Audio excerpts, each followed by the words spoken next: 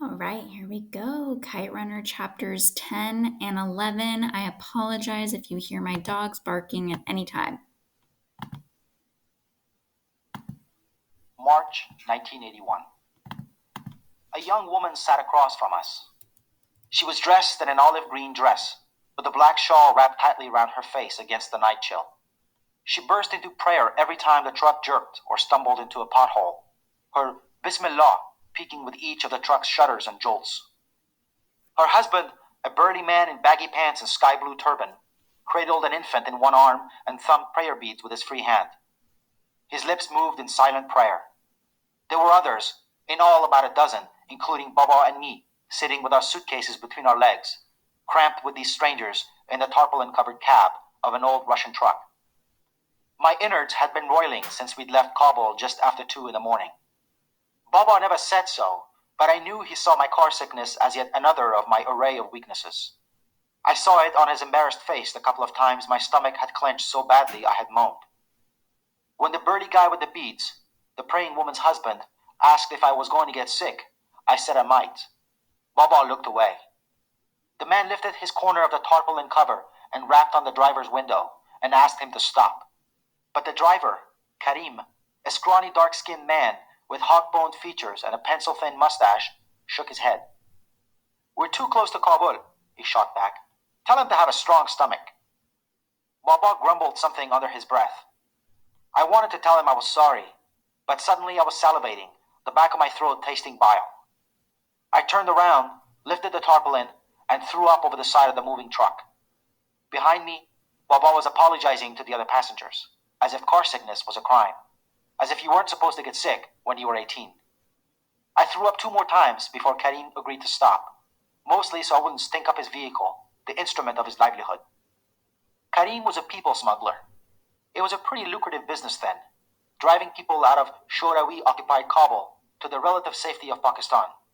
He was taking us to Jalalabad, about 170 kilometers southeast of Kabul, where his brother, Tor, who had a bigger truck with a second convoy of refugees, was waiting to drive us across the Khyber Pass and into Peshawar. We were a few kilometers west of Mahipar Falls when Karim pulled to the side of the road. Mahipar, which means flying fish, was a high summit with a precipitous drop overlooking the hydro plant the Germans had built for Afghanistan back in 1967. Baba and I had driven over the summit countless times on our way to Jalalabad, the city of cypress trees and sugarcane fields where Afghans vacation in the winter. I hopped down the back of the truck and lurched to the dusty embankment on the side of the road. My mouth filled with saliva, a sign of the retching that was yet to come. I stumbled to the edge of the cliff overlooking the deep valley that was shrouded in darkness. I stooped, hands on my kneecaps, and waited for the bile. Somewhere, a branch snapped, an owl hooted. The wind, soft and cold, clicked through tree branches and stirred the bushes that sprinkled the slope. And from below, the faint sound of water tumbling through the valley. Standing on the shoulder of the road, I thought of the way we had left the house where I had lived my entire life, as if we were going out for a bite. Dishes smeared with kofta piled in the kitchen sink, laundry in the wicker basket in the foyer, beds unmade, Baba's business suits hanging in the closet, tapestries still hung on the walls of the living room, and my mother's books still crowded the shelves in Baba's study. The signs of our elopement were subtle. My parents' wedding picture was gone, as was the grainy photograph of my grandfather and King Nader Shah standing over the dead deer. A few items of clothing were missing from the closets. The leather-bound notebook Rahim Khan had given me 5 years earlier was gone. In the morning, Jalaluddin, our 7th servant in 5 years, would probably think we had gone out for a stroll or a drive. We hadn't told him. You couldn't trust anyone in Kabul anymore. For a fee or under threat, people told on each other. Neighbor on neighbor, child on parent, brother on brother, servant on master, friend on friend. I thought of the singer, Ahmad Zahir, who had played the accordion at my 13th birthday. He had gone for a drive with some friends, and someone had later found his body on the side of the road, a bullet in the back of his head. The Rafiqs, the comrades, were everywhere, and they had split Kabul into 2 groups, those who eavesdropped and those who didn't. The tricky part was that no one knew who belonged to which. A casual remark to the tailor while getting fitted for a suit might land you in the dungeons of Policharchi. Complained about the curfew to the butcher, and next thing you knew, you were behind bars at the muzzle end of a Kalashnikov. Even at the dinner table, in the privacy of their home, people had to speak in a calculated manner. The Rafiqs were in the classrooms too. They had taught children to spy on their parents, what to listen for, whom to tell. What was I doing on this road in the middle of the night? I should have been in bed, under my blanket, a book with dog-eared pages at my side. This had to be a dream. Had to be. Tomorrow morning, I'd wake up and peek out the window. No grim-faced Russian soldiers patrolling the sidewalks. No tanks rolling up and down the streets of my city, their turrets swiveling like accusing fingers. No rubble, no curfews, no Russian army personnel carriers weaving through the bazaars. Then behind me, I heard Baba and Karim discussing the arrangement in Jalalabad over a smoke. Karim was reassuring Baba that his brother had a big truck of excellent and first-class quality, and that the trek to Peshawar would be very routine. He could take you there with his eyes closed, Karim said. I overheard him telling Baba how he and his brother knew the Russian and Afghan soldiers who worked the checkpoints, how they had set up a mutually profitable arrangement. This was no dream. As if on cue, a MiG suddenly screamed past overhead. Karim tossed his cigarette and produced a handgun from his waist. Pointing it to the sky and making shooting gestures, he spat and cursed at the MiG. I wondered where Hassan was. Then, the inevitable. I vomited on the rocks. My retching and groaning drowned in the deafening roar of the MiG. We pulled up to the checkpoint at Mohipat 20 minutes later. Our driver let the truck idle and hopped down to greet the approaching voices. Feet crushed gravel. Words were exchanged, brief and hushed. A flick of a lighter. Spasiba, someone said. Another flick of the lighter. Someone laughed, a shrill cackling sound that made me jump. Baba's hand clamped down on my thigh. The laughing man broke into song, a slurring off-key rendition of an old Afghan wedding song, delivered with a thick Russian accent. Ahistaburo, Mohiman Ahistaburo. Go slowly, my lovely moon, go slowly. Boot heels clicked on asphalt. Someone flung open the tarpaulin hanging over the back of the truck, and three faces peered in. One was Karim, the other two were soldiers, one Afghan, the other a grinning Russian, face like a bulldog's, cigarette dangling from the side of his mouth. Behind him, a bone-colored moon hung in the sky. Karim and the Afghan soldier had a brief exchange in Pashto. I caught a little of it, something about Tor and his bad luck. The Russian soldier thrust his face into the rear of the truck. He was humming the wedding song and drumming his fingers on the tailgate. Even in the dim light of the moon, I saw the glazed look in his eyes as they skipped from passenger to passenger. Despite the cold, sweat streamed from his brow. His eyes settled on the young woman wearing the black shawl. He spoke in Russian to Karim without taking his eyes off her. Karim gave a curt reply in Russian, which the soldier returned with an even curter retort. The Afghan soldier said something too, in a low, reasoning voice. But the Russian soldier shouted something that made the other two flinch. I could feel Baba tightening up next to me. Karim cleared his throat, dropped his head. Said the soldier wanted a half hour with the lady in the back of the truck. The young woman pulled the shawl down over her face and burst into tears. The toddler, sitting in her husband's lap, started crying too. The husband's face had become as pale as the moon hovering above. He told Karim to ask Mr. Soldier Sahib to show a little mercy. Maybe he had a sister or a mother. Maybe he had a wife too. The Russian listened to Karim and barked a series of words. It's his price for letting us pass, Karim said. He couldn't bring himself to look the husband in the eye. But we've paid a fair price already. He's getting paid good money, the husband said. Karim and the Russian soldier spoke. He says every price has a tax. That was when Baba stood up. It was my turn to clamp a hand on his thigh, but Baba pried it loose and snatched his leg away. When he stood up, he eclipsed the moonlight. I want you to ask this man something, Baba said. He said it to Karim, but looked directly at the Russian officer. Ask him where his shame is. They spoke. He says this is war, Karim said. That there's no shame in war.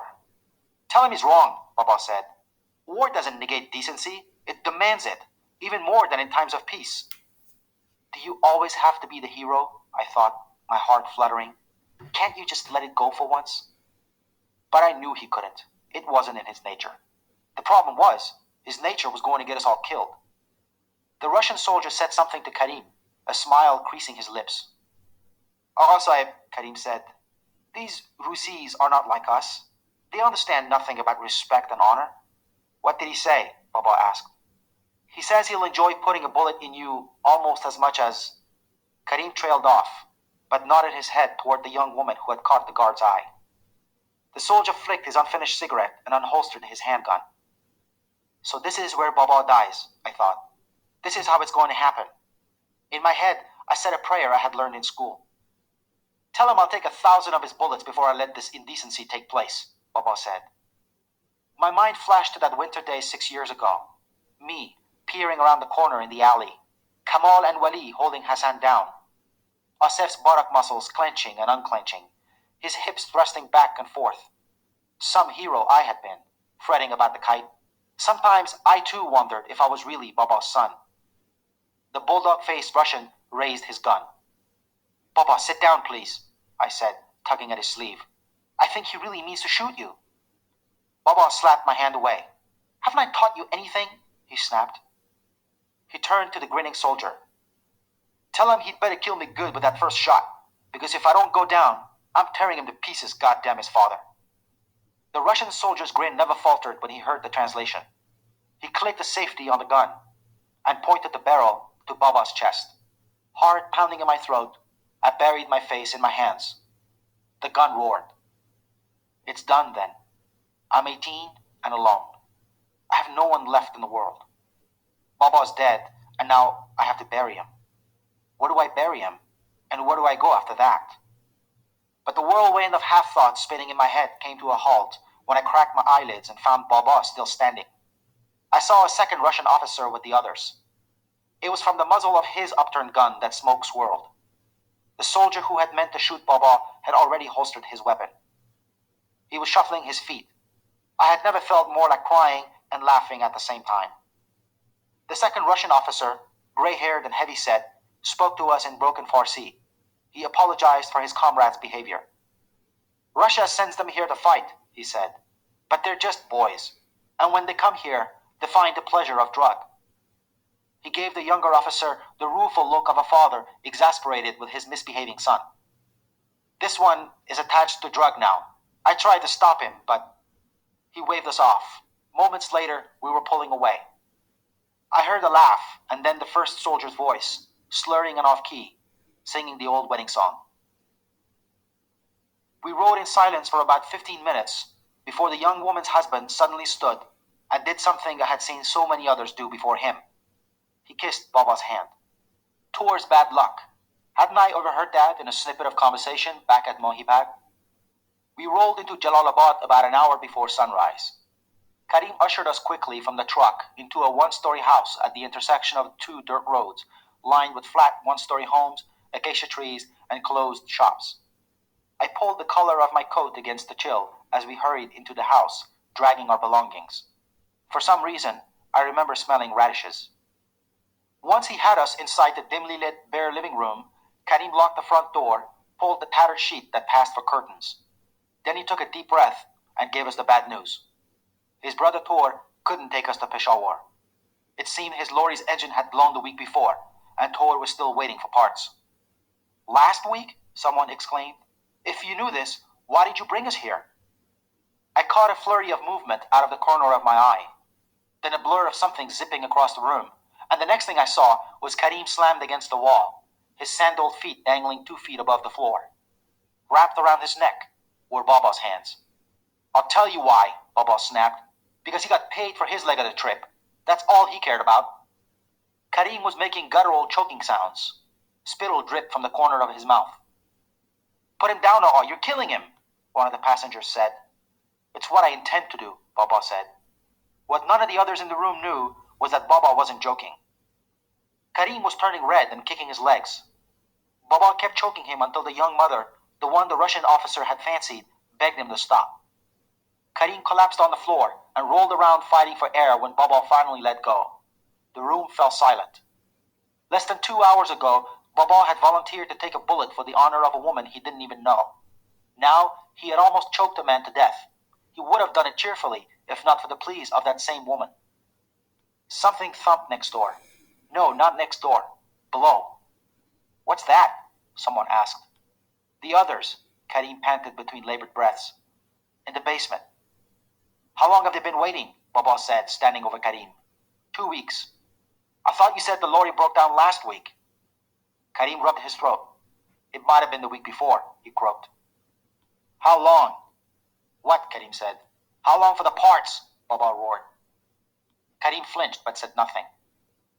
I was glad for the darkness. I did not want to see the murderous look on Baba's face.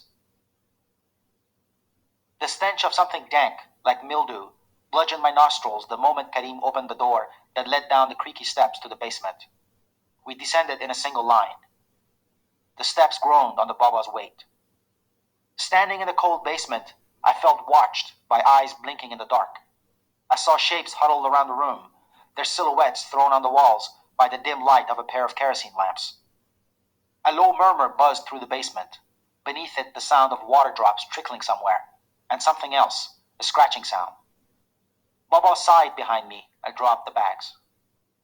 Karim told us it should be a matter of a couple of short days before the lorry was fixed. Then we'd be on our way to Peshawar, on to freedom, on to safety. The basement was our home for the next week, and by the third night, I discovered the source of the scratching sound. Rats. Once my eyes adjusted to the dark, I counted about 30 refugees in that basement. We sat shoulder to shoulder along the walls, ate crackers, bread with dates and apples. That first night, all the men prayed together. One of the refugees asked Baba why he wasn't joining them. God is going to save us all. Why don't you pray to him? Baba snorted a pinch of his snuff and stretched his legs. What'll save us is 8 cylinders and a good carburetor. That silenced the rest of them for good about the matter of God. It was late that first night when I discovered that 2 of the people hiding with us were Kamal and his father. That was shocking enough, seeing Kamal sitting in the basement just a few meters away from me. But when he and his father came over to our side of the room and I saw Kamal's face, really saw it, he had withered. There was simply no other word for it. His eyes gave me a hollow look, and no recognition at all registered in them. His shoulders hunched, and his cheeks sagged like they were too tired to cling to the bone beneath. His father, who had owned a movie theater in Kabul, was telling Baba how 3 months before, a stray bullet had struck his wife in the temple and killed her. Then he told Baba about Kamal. I caught only snippets of it. Should have never let him go alone. Always so handsome, you know. 4 of them. Tried to fight. God. Took him. Bleeding down there. His pants. He doesn't talk anymore. Just stares. There would be no truck, Karim told us, after we had spent a week in the rat-infested basement. The lorry was beyond repair. There is another option, Karim said, his voice rising amid the groans. His cousin owned a fuel truck and had smuggled people with it a couple of times. He was here in Jalalabad and could probably fit us all. Everyone, except an elderly couple, decided to go. We left that night, Baba and I, Kamal and his father, and the others. Karim and his cousin, a square-faced, balding man named Aziz, helped us get into the fuel truck. One by one, we mounted the idling truck's rear deck and climbed the rear access ladder, sliding down into the tank. I remember Baba climbed halfway up the ladder, hopped back down, and fished a snuff box from his pocket. He emptied the box and picked up a handful of dirt from the middle of the unpaved road. He kissed the dirt and poured it into the box. He stowed the box in his breast pocket, next to his heart. Panic. You open your mouth. Open it so wide your jaws creak. You order your lungs to draw air. Now. You need air. You need it now. But the airways ignore you. They collapse, tighten, squeeze, and suddenly you're breathing through a drinking straw. Your mouth closes and your lips purse, and all you can manage is a strangled croak. Your hands wriggle and shake. Somewhere a dam has cracked open, and a flood of cold sweat spills, drenches your body. You want to scream. You would if you could, but you have to breathe to scream. Panic. The basement had been dark. The fuel tank was pitch black. I looked right, left, up, down, waved my hands before my eyes, and didn't see so much as a hint of movement. I blinked and blinked again, nothing at all. The air wasn't right, it was too thick, almost solid. Air wasn't supposed to be solid. I wanted to reach out with my hands, crush the air into little pieces, and stuff them down my windpipe. and the stench of gasoline. My eyes stung from the fumes, like someone had peeled my lids back and rubbed a lemon on them. My nose caught fire with each breath. You could die in a place like this, I thought. A scream was coming, coming, coming. And then, a small miracle. Baba tugged at my sleeve, and something glowed green in the dark. Light. Baba's wristwatch. I kept my eyes glued to those fluorescent green hands. I was so afraid I'd lose them, I didn't dare blink. Slowly, I became aware of my surroundings. I heard groans and muttered prayers. I heard a baby cry, and its mother's muted soothing. Someone retched. Someone else cursed the Shorawi. The truck bounced side to side, up and down, heads banged against metal. Think of something good, Baba said in my ear. Something happy. Something good. Something happy. I let my mind wander. I let it come. Friday afternoon in Pakmon. Apple green field of grass, speckled with mulberry trees in blossom. Hassan and I stand ankle deep in untamed grass. I am tugging on the line, the spool spinning in Hassan's calloused hands. Our eyes turn up to the kite in the sky. Not a word passes between us. Not because we have nothing to say, but because we don't have to say anything. That's how it is between people who are each other's first memories. People who have fed from the same breast. A breeze stirs the grass, and Hassan lets the spool roll. The kite spins, dips, and steadies. Our twin shadows dance on the rippling grass. From somewhere over the low brick wall at the other end of the field, we hear chatter and laughter and the chirping of a water fountain. And music, something old and familiar. I think it's Ya Maula on rabab strings. Someone calls our names over the wall, says it's time for tea and cake.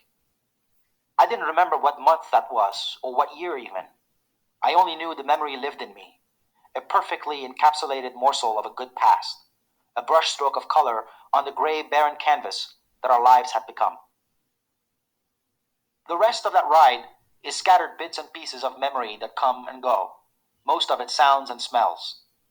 MiGs roaring past overhead, staccatos of gunfire, a donkey braying nearby, the jingling of bells and mewling of sheep, gravel crushed under the truck's tires, a baby wailing in the dark, the stench of gasoline, vomit, and shit. What I remember next is the blinding light of early morning as I climbed out of the fuel truck. I remember turning my face up to the sky, squinting, breathing like the world was running out of air. I lay on the side of the dirt road next to a rocky trench and looked up to the gray morning sky, thankful for air, thankful for light, thankful to be alive. We're in Pakistan, Amir, Baba said. He was standing over me. Karim says he will call for a bus to take us to Peshawar. I rolled onto my chest, still lying on the cool dirt, and saw our suitcases on either side of Baba's feet. Through the upside-down V between his legs, I saw the truck idling on the side of the road, the other refugees climbing down the rear ladder. Beyond that, the dirt road unrolled through fields that were like leaden sheets under the gray sky and disappeared behind a line of bowl-shaped hills. Along the way, it passed a small village strung out atop a sun-baked slope. My eyes returned to our suitcases. They made me sad for Baba. After everything he'd built, planned, fought for, fretted over, and dreamed of, this was the summation of his life. One disappointing son and two suitcases. Someone was screaming. No, not screaming, wailing. I saw the passengers huddled in a circle, heard their urgent voices. Someone said the word fumes. Someone else said it too. The wail turned into a throat-ripping screech. Baba and I hurried to the pack of onlookers and pushed our way through them. Kamal's father was sitting cross-legged in the center of the circle, rocking back and forth, kissing his son's ashen face. He won't breathe. My boy won't breathe, he was crying. Kamal's lifeless body lay on his father's lap. His right hand, uncurled and limp, bounced to the rhythm of his father's sobs. My boy, he won't breathe. Allah, help him breathe.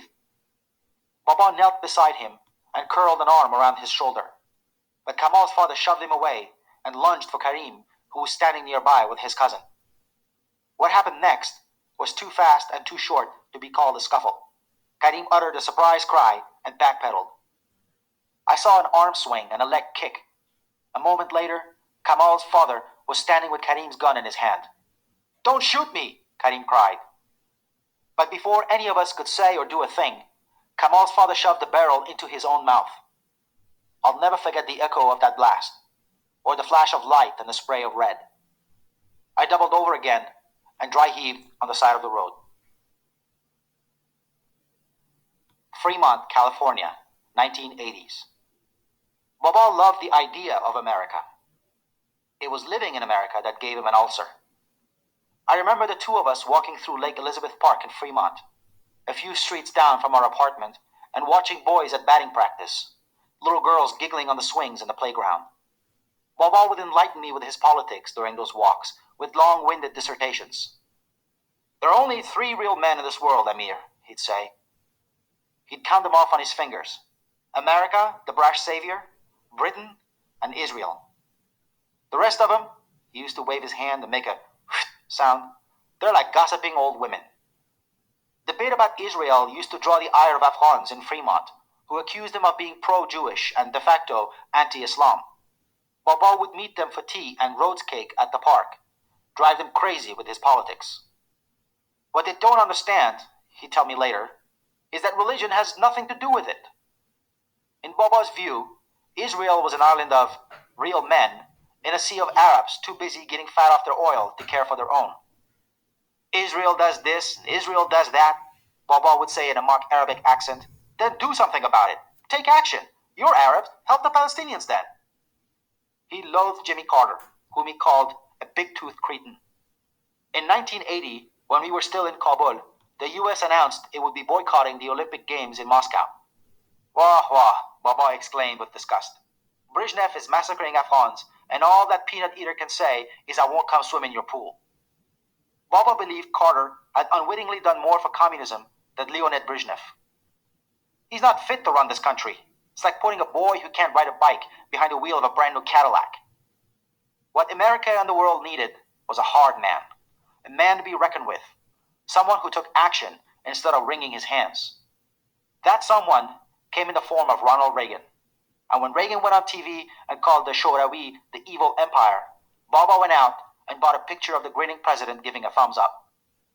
He framed the picture and hung it in our hallway, nailing it right next to the old black and white of himself in his thin necktie shaking hands with King Zahir Shah. Most of our neighbors in Fremont were bus drivers, policemen, gas station attendants, and unwed mothers collecting welfare. Exactly the sort of blue-collar people who would soon suffocate under the pillow of Reaganomics pressed to their faces. Baba was the lone Republican in our building. But the Bay Area's smog stung his eyes, the traffic noise gave him headaches, and the pollen made him cough. The fruit was never sweet enough, the water never clean enough, and where were all the trees and open fields? For 2 years, I tried to get Baba to enroll in ESL classes to improve his broken English, but he scoffed at the idea. Maybe I'll spell cat, and the teacher will give me a glittery little star so I can run home and show it off to you, he'd grumble. One Sunday in the spring of 1983, I walked into a small bookstore that sold used paperbacks, next to the Indian movie theater just west of where Amtrak crosses Fremont Boulevard. I told Baba I'd be out in 5 minutes, and he shrugged. He had been working at a gas station in Fremont and had the day off. I watched him jaywalk across Fremont Boulevard and enter Fast and Easy, a little grocery store run by an elderly Vietnamese couple, Mr. and Mrs. Nguyen. They were gray-haired, friendly people. She had Parkinson's, he'd had his hip replaced. He's like $6 million man now, she'd always say to me, laughing toothlessly. Remember $6 million man, Amir? Then Mr. Nguyen would scowl like Lee Majors, pretend he was running in slow motion. I was flipping through a worn copy of a Mike Hammer mystery when I heard screaming and glass breaking. I dropped the book and hurried across the street. I found the Nguyen's behind the counter, all the way against the wall, faces ashen, Mr. Nguyen's arms wrapped around his wife. On the floor, oranges, an overturned magazine rack, a broken jar of beef jerky, and shards of glass at Baba's feet. It turned out that Baba had had no cash on him for the oranges. He had written Mr. Nguyen a check, and Mr. Nguyen had asked for an ID. He wants to see my license, Baba bellowed in Farsi. Almost 2 years we bought his damn fruits and put money in his pocket, and the son of a dog wants to see my license. Baba, it's not personal, I said, smiling at the Nguyens. They're supposed to ask for an ID. I don't want you here, Mr. Nguyen said, stepping in front of his wife. He was pointing at Baba with his cane. He turned to me. "You're a nice young man, but your father, he's crazy. Not welcome anymore." "Does he think I'm a thief?" Baba said, his voice rising. People had gathered outside. They were staring. "What kind of a country is this? No one trusts anybody." "I call police," Mrs. Wynne said. "You get out, or I call police." "Please, Mrs. Wynne," I said, "don't call the police. I'll take him home. Just don't call the police, okay? Please?" "Yes, you take him home. Good idea," Mr. Wynne said.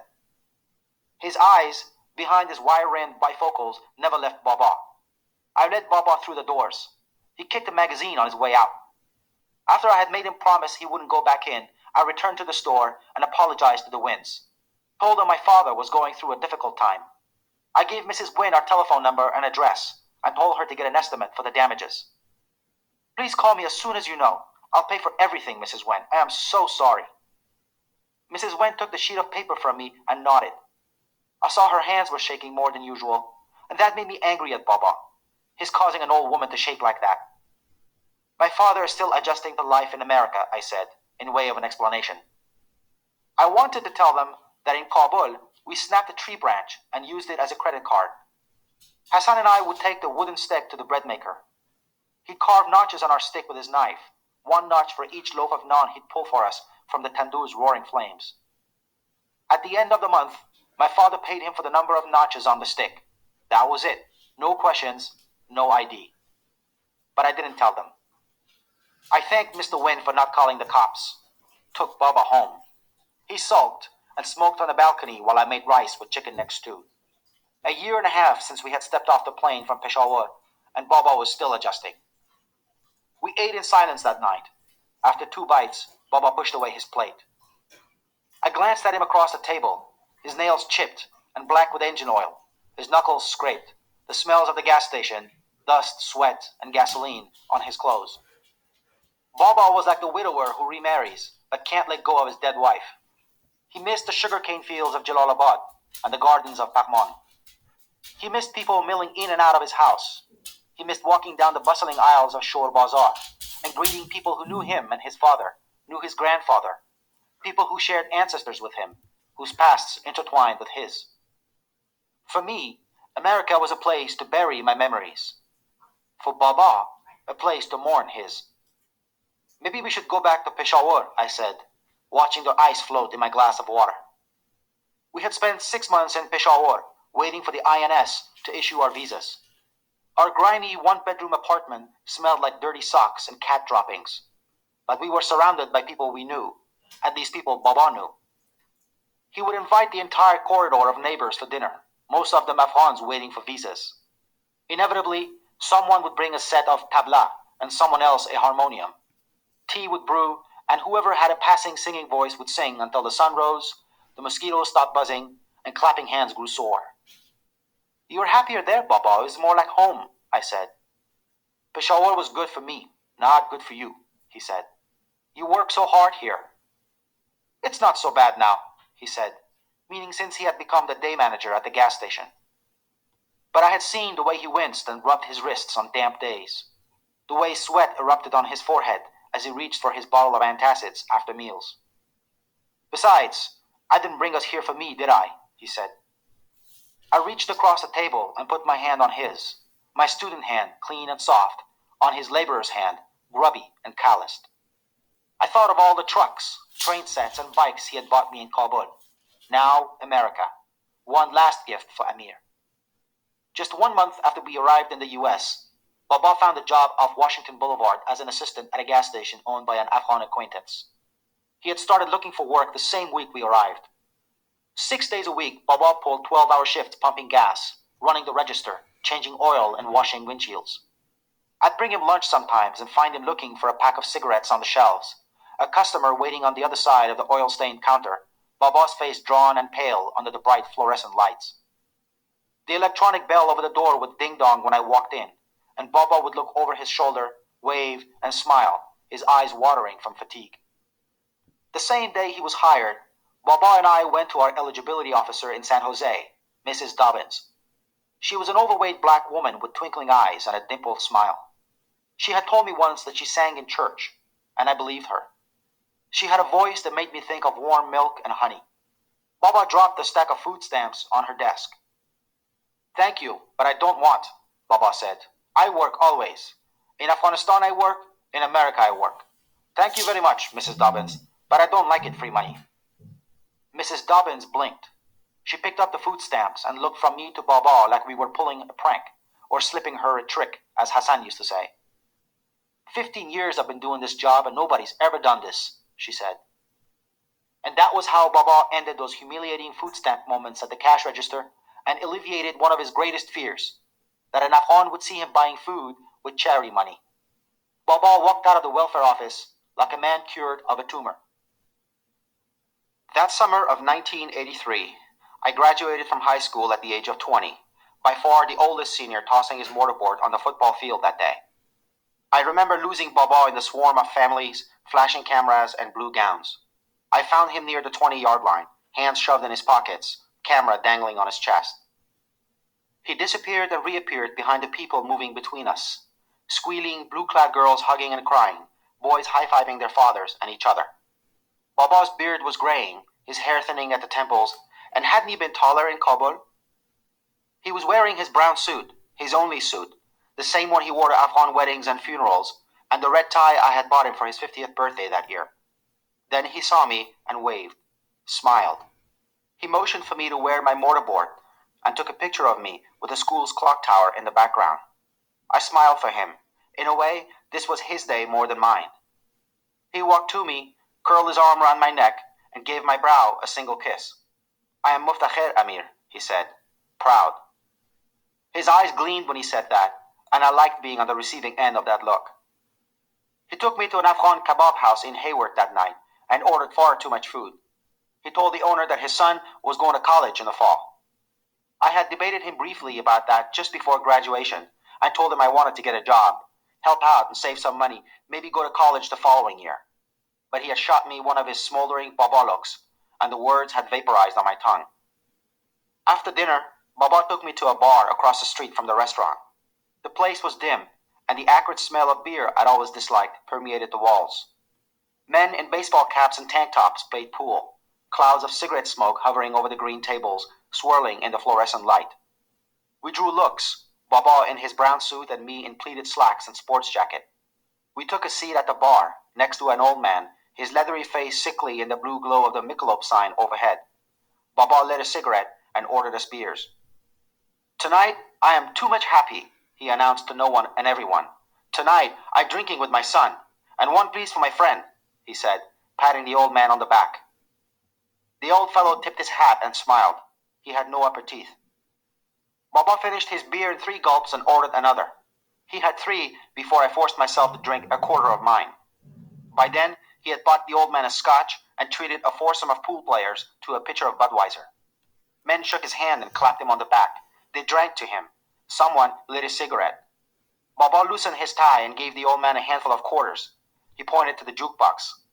Tell him to play his favorite songs, he said to me. The old man nodded and gave Baba a salute. Soon, country music was blaring, and just like that, Baba had started a party. At one point, Baba stood and raised his beer, spilling it on the sawdust floor, and yelled, "Fuck the Russia!" The bar's laughter and then its full-throated echo followed. Baba bought another round of pitchers for everyone. When we left, everyone was sad to see him go. Kabul, Peshawar, Hayward. Same old Baba, I thought, smiling. I drove us home in Baba's old ochre-yellow Buick Century. Baba dozed off on the way, snoring like a jackhammer. I smelled tobacco on him and alcohol, sweet and pungent. But he sat up when I stopped the car and said in a hoarse voice, "Keep driving to the end of the block." "Why, Baba?" "Just go," he said. He had me park at the south end of the street. He reached in his coat pocket and handed me a set of keys. "There," he said, pointing to the car in front of us. It was an old Model Ford, long and wide, a dark color I couldn't discern in the moonlight. "It needs painting," he said, "and I'll have one of the guys at the station put in new shocks, but it runs." I took the keys, stunned. I looked from him to the car. "You'll need it to go to college," he said. I took his hand in mine and squeezed it. My eyes were tearing over. and I was glad for the shadows that hid our faces. Thank you, Baba. We got out and sat inside the fort. It was a Grand Torino. Navy blue, Baba said. I drove it around the block, testing the brakes, the radio, and the turn signals. I parked it in the lot of our apartment building and shut off the engine. Tashakur, Baba John, I said.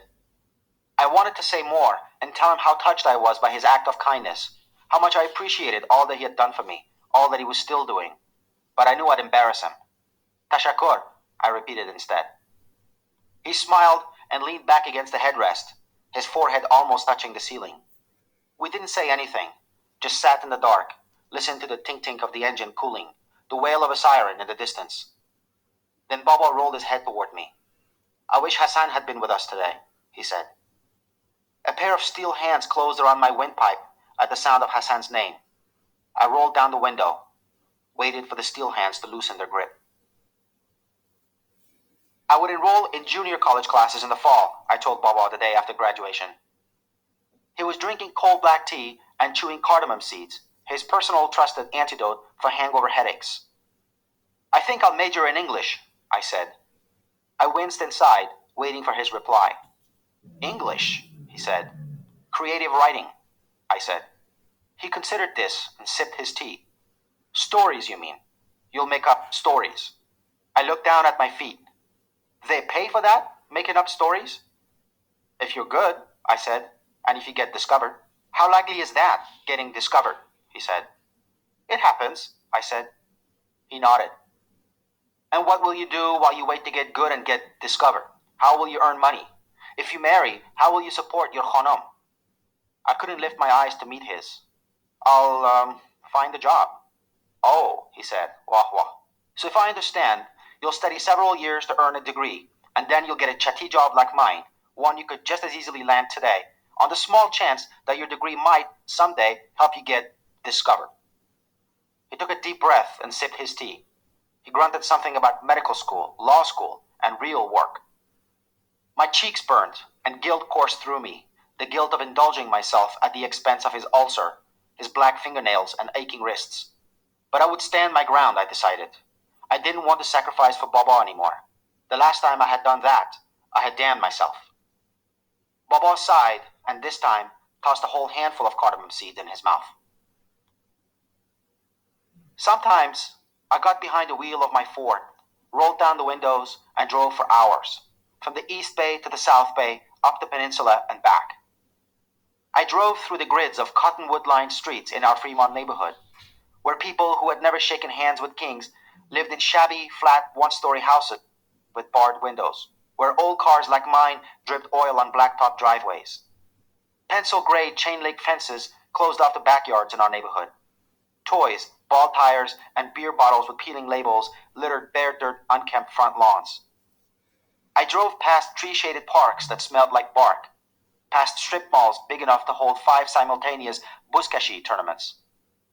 I drove the Torino up the hills of Los Altos, idling past estates with picture windows and silver lions guarding the wrought iron gates, homes with cherub fountains lining the manicured walkways and no Fort Torinos in the driveways, homes that made Baba's house in Wazir Akbar look like a servant's hut.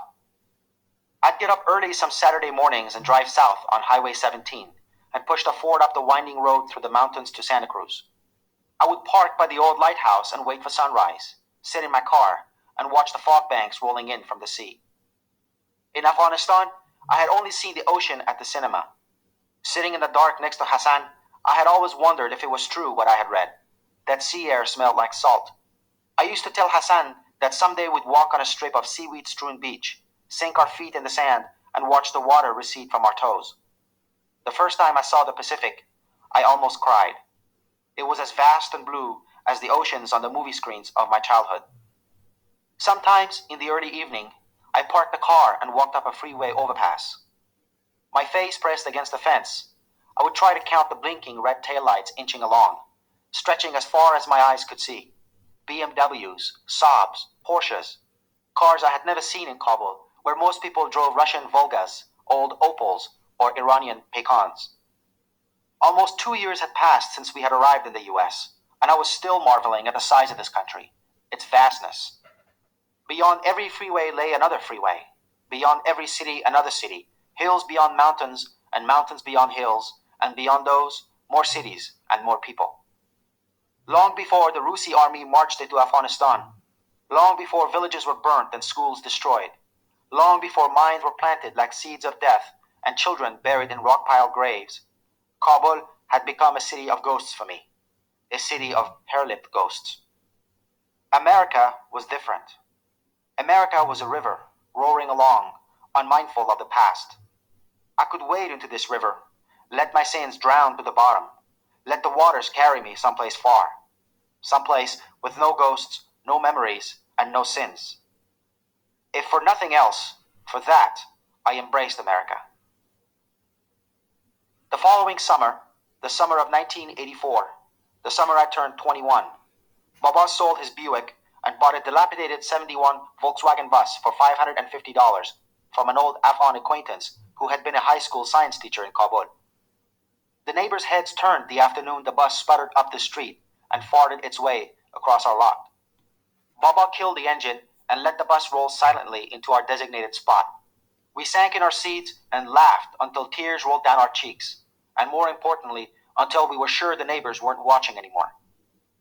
The bus was a sad carcass of rusted metal, shattered windows replaced with black garbage bags, balding tires, and upholstery shredded down to the springs. But the old teacher had reassured Baba that the engine and transmission were sound, and on that account, the man hadn't lied.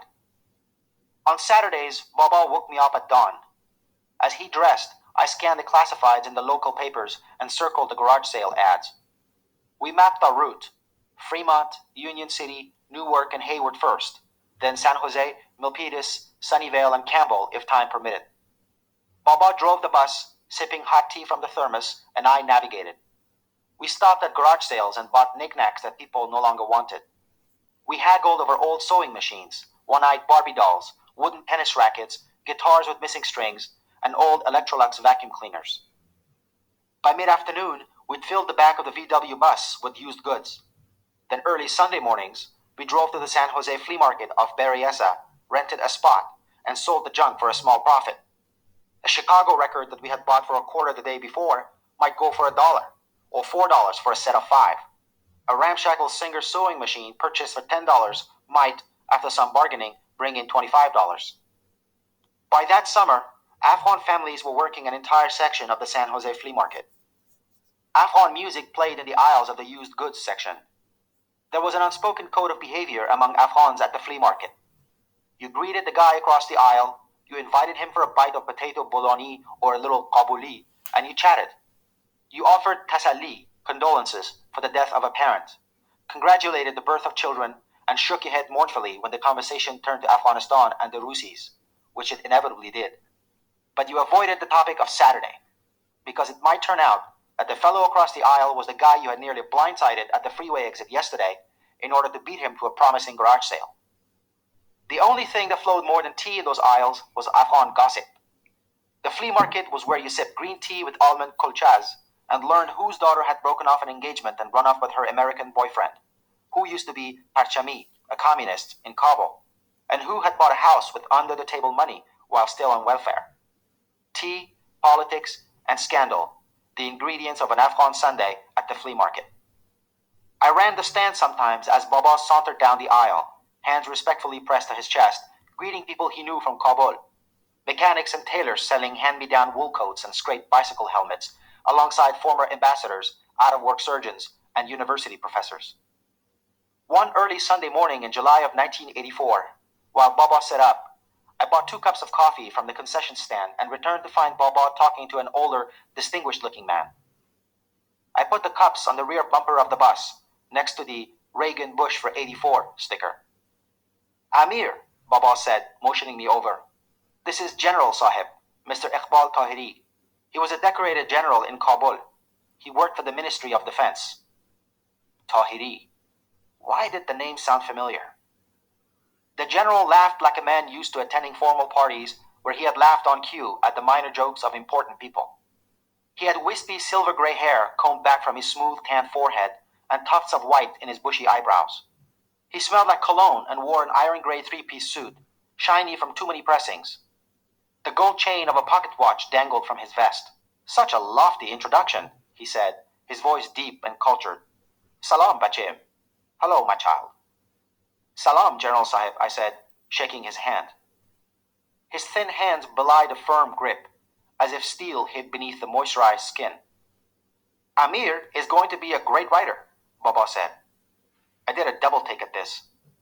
He has finished his first year of college and earned A's in all of his courses. Junior college, I corrected him. Mashallah, General Tahiri said. Will you be writing about our country, history perhaps, economics? I write fiction, I said, thinking of the dozen or so short stories I had written in the leather-bound notebook Rahim Khan had given me, wondering why I was suddenly embarrassed by them in this man's presence. Ah, a storyteller, the general said. Well, people need stories to divert them at difficult times like this. He put his hand on Baba's shoulder and turned to me. Speaking of stories, your father and I hunted pheasant together one summer day in Jalalabad, he said. It was a marvelous time. If I recall correctly, your father's eye proved as keen in the hunt as it had in business. Baba kicked a wooden tennis racket on our tarpaulin spread with the toe of his boot. Some business, he said.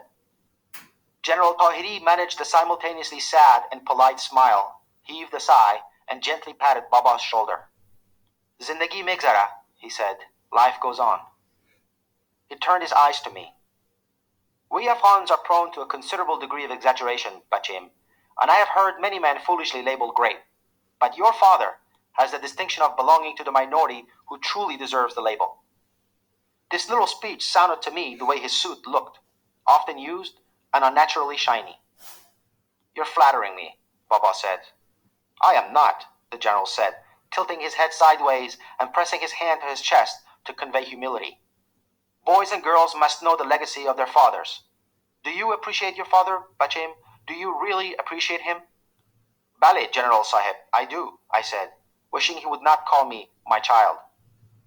Then congratulations, he said. You are already halfway to being a man. He said this with no trace of humor, no irony, the compliment of the casually arrogant. Padarjan, you forgot your tea. A young woman's voice. She was standing behind us, a slim hip beauty with velvety coal-black hair, an open thermos and styrofoam cup in her hand. I blinked, my heart quickening. She had thick black eyebrows that touched in the middle like the arched wings of a flying bird, and the gracefully hooked nose of a princess from old Persia. Maybe that of Tahmina, Rustam's wife and Sohrab's mother from the Shahnama. Her eyes, walnut brown and shaded by fanned lashes, met mine. Held for a moment, flew away. You are so kind, my dear, General Tahiri said. He took the cup from her. Before she turned to go, I saw she had a brown sickle-shaped birthmark on the smooth skin just above her left jawline. She walked to a dull gray van 2 aisles away and put the thermos inside. Her hair spilled to one side when she kneeled amid boxes of old records and paperbacks. My daughter, Soraya John, General Tahiri said. He took a deep breath like a man eager to change the subject and checked his gold pocket watch. Well, time to go and set up. He and Baba kissed on the cheek, and he shook my hand with both of his. Best of luck with the writing, he said, looking me in the eye. His pale blue eyes revealed nothing of the thoughts behind them. For the rest of that day, I fought the urge to look toward the gray van. It came to me on our way home. Tahiri. I knew I'd heard that name before. Wasn't there some story floating around about Tahiri's daughter? I said to Baba, trying to sound casual. You know me, Baba said, inching the bus along the queue exiting the flea market.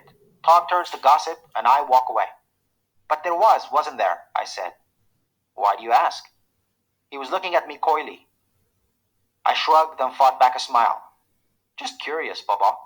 Really? Is that all? He said, his eyes playful, lingering on mine. Has she made an impression on you? I rolled my eyes. Please, Baba. He smiled and swung the bus out of the flea market. We headed for Highway 680. We drove in silence for a while. All I've heard is that there was a man once, and things didn't go well. He said this gravely, like he had disclosed to me that she had breast cancer. Oh, I said. I hear she's a decent girl, hard-working and kind. But no khastagars, no suitors, have knocked on the general's door since. Baba sighed. It may be unfair, But what happens in a few days, sometimes even a single day, can change the course of a whole lifetime, Amir, he said. Lying awake in bed that night, I thought of Soraya Tahiri's sickle-shaped birthmark, her gently hooked nose, and the way her luminous eyes had fleetingly held mine. My heart stuttered at the thought of her, Soraya Tahiri, my swap meet princess.